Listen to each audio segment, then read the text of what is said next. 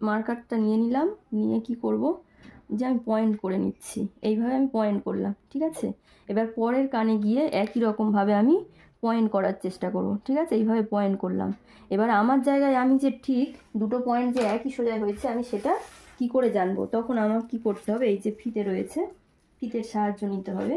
নিয়ে এখানে আমাকে ইঞ্চিভাবে এইভাবে আমি ইঞ্চি করে দেখে নেবো যে এটা কত হলো। দেখো 3টে দাগ দেখাচ্ছে। আবার সেম এবারেও আমি দেখে নেবো যে এখানে আমার 3টে দাগ এলো কি না।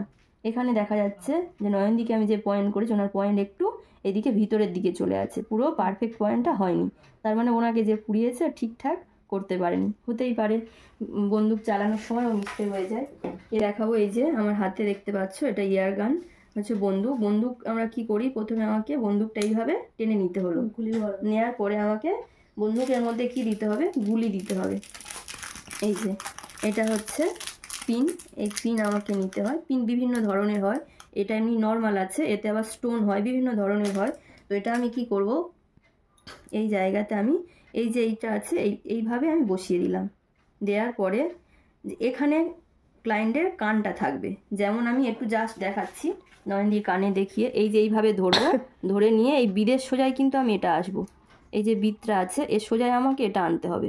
তারপরে আমাকে এইভাবে এইভাবে মারতে হবে, এই মারার পরে সঙ্গে সঙ্গে ওপারে চলে যাবে, বিদটা ওপারে যাবে। যাওয়ার পরে আমি কানের পিছনে এই যে পুশটা এইভাবে ধরে লাগিয়ে দেবো, ব্যাস।